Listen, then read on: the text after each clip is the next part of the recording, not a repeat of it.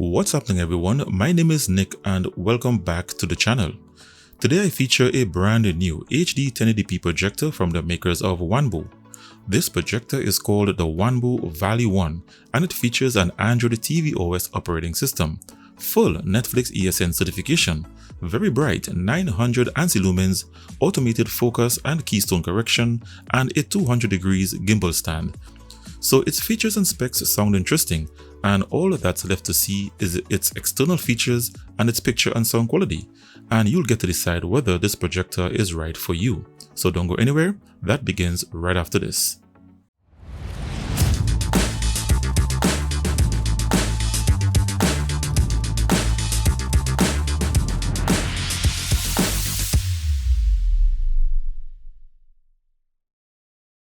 Welcome back. So out of the box, you have the new Vali 1 model itself. You get one Bluetooth remote with Google Assistant feature, which is the first indication that it's a Google certified device. You get one AC power cable, a spare dust filter, and your user manual. And now look at its design. So it measures 10 inches wide by 7¼ inches long by 9½ inches tall if you face the projector lens upwards. Its entire body is made of plastic and it has a 200-degree gimbal feature supported by this bracket. What makes this bracket special is that its AC power socket is on the side of the bracket and not to the back of the projector itself, allowing you to rotate the projector freely without any cables obstructing. At the front, you have its glass-coated projector lens, protected by a rubber cover when not in use. You also have its front autofocus and auto keystone camera and a front-facing IR sensor. For I/O connecting ports, it comes with one HDMI input, one USB port, a headphone jack, a rear-facing IR sensor, a reset button, and its power button. There are no manual control buttons anywhere on the outside. And to its base, it has 4 anti-skid rubber feet and a single screw mounting hole for mounting to your ceiling using a single pole ceiling mount. To change the dust filter, you simply pop open the magnetic side cover to access the compartment.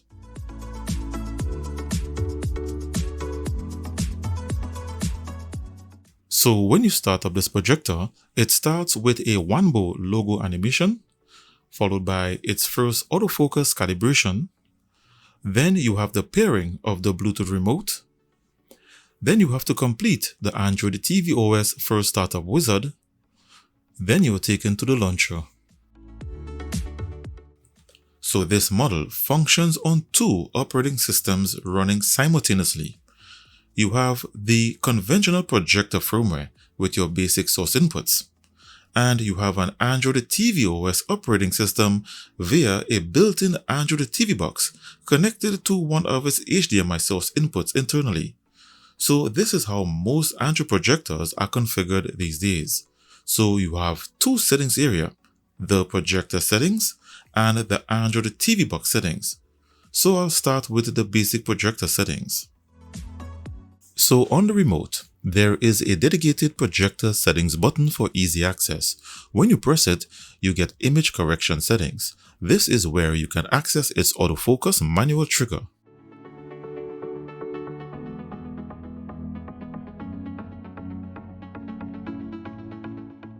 Its auto keystone manual trigger.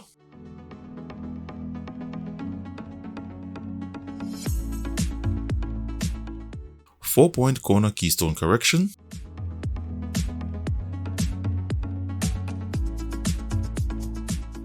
An auto alignment trigger that will perform an autofocus and auto keystone consecutively.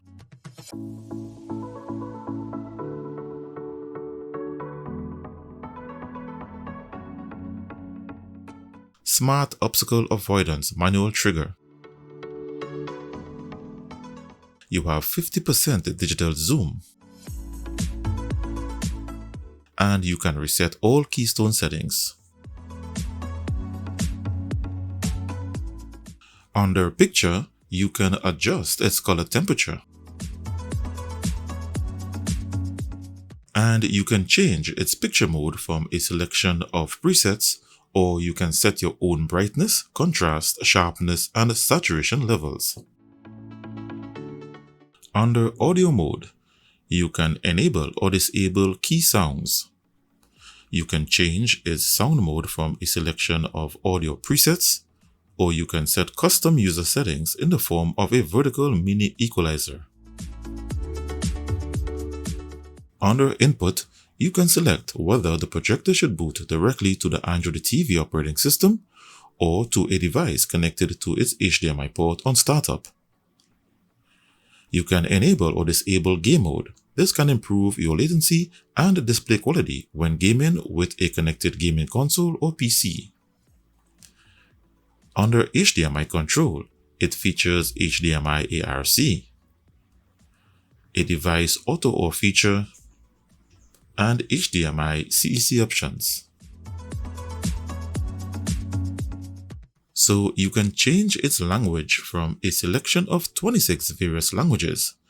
However, you can also change the language on the Android TV operating system to 52 various languages. So you have to be mindful that on changing the projector's language, you also have to go into the Android operating system and change the language there also. Under About, you have its device name and firmware version information. And under Advanced Settings, you can enable or disable all of its autofocus and auto keystone features. You can update its firmware and reset to factory default settings. I will now move on to the firmware features of the Android TV box. Under its About section shows that the firmware was built using the Android 11 tvOS SDK.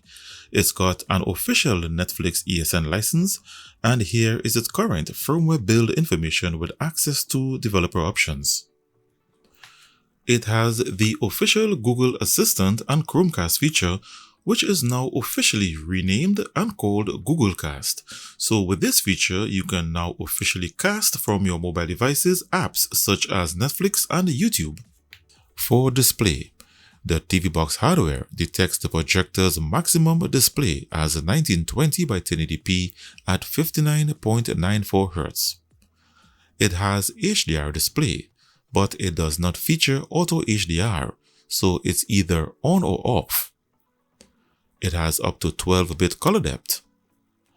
It has HDMI CEC options and no surround sound audio options.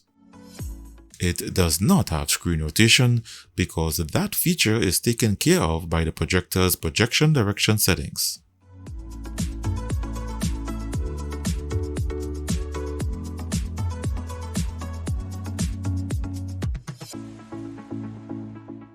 So to begin testing its entertainment features, I'll start with its video playback capabilities. So there are two ways you can play media from external storage. The first way is via the projector's firmware. You simply plug in your USB storage device, and on the remote, you press the source button and it will access the projector's source inputs. Then select USB and browse to your media files. If you play videos, for example, via this method, you are limited to HD1080p resolution, and you also cannot play videos that are encoded with AV1 or surround sound audio. I dreamed the same dream.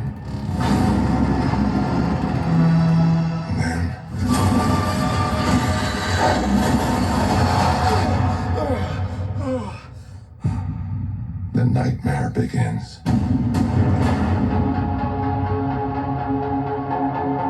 I did what I had to do to protect our world. Were once used for battle. Now they're but humble tools for peace. I need to figure out exactly who I am.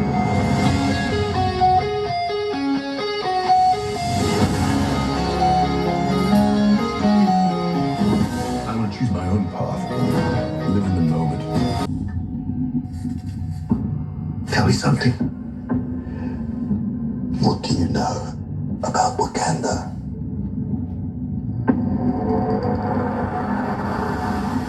is a third world country. Textiles, shepherds, cool outfits, all front. The second way you can play media is via the Android TV Box firmware. You simply plug in your USB storage device and using a file explorer navigate to your folder containing your media. Unfortunately, even though the TV Box firmware reads and attempts to play 4K HDR videos, it freezes when you attempt to play them. However, HD1080p videos play just fine. You also don't get Dolby Atmos due to the lack of Dolby decoders, but it can play DTS audio just fine.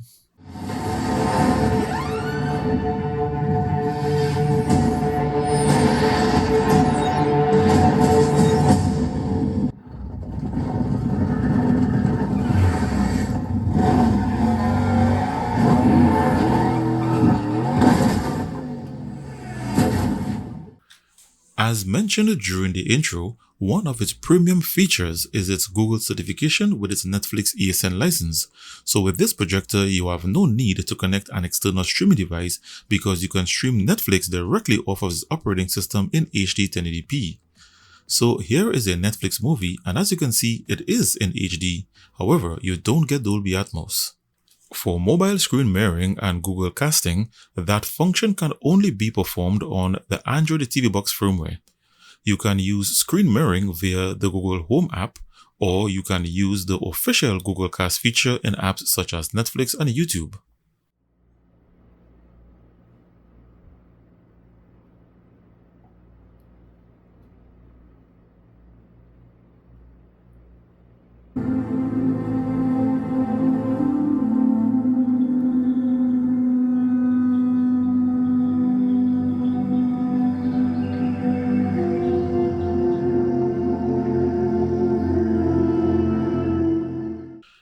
If the features of the projector's firmware and Android box are insufficient and you must connect an external streaming device, you simply press the source button on the remote and navigate to the HDMI source input. The Vali 1 is fully HDCP compliant, and here I have it connected to a certified Android TV box called the Homatics Box R4K that has HDCP 2.3 protection. So for an optimal picture and sound quality test, I will play a 4K AV1 video via the connected streaming device.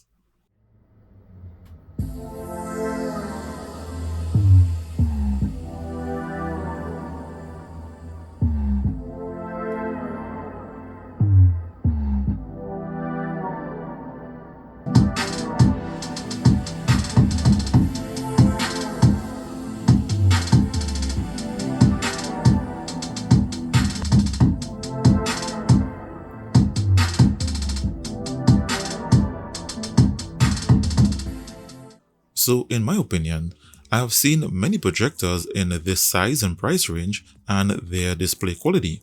What I can say about this one is that I am indeed impressed with its color gamut and the sharpness of its autofocus. Adjusting its color presets really makes a difference between standard and vivid. And its built-in speaker, well, is not bad at all. It's got some beefy bass and high fidelity treble.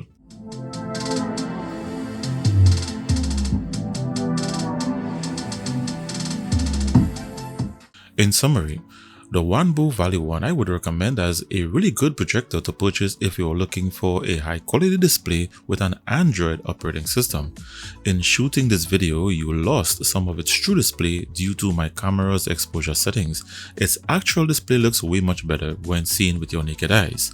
So if you are interested, you can get it at a reduced price using my exclusive coupon which I placed in the description below this video. So take advantage before the coupon expires. So thanks for watching. Give this video the thumbs up if you enjoyed the presentation, and remember, if you would like to receive a notification when I release a new video or for an open box deal or decide to do a giveaway, just hit that subscribe button and ring the notifications bell and you'll be notified on your mobile or via email so that you don't miss out. Thanks for taking the time to watch this video. Stay connected and see you in the next one.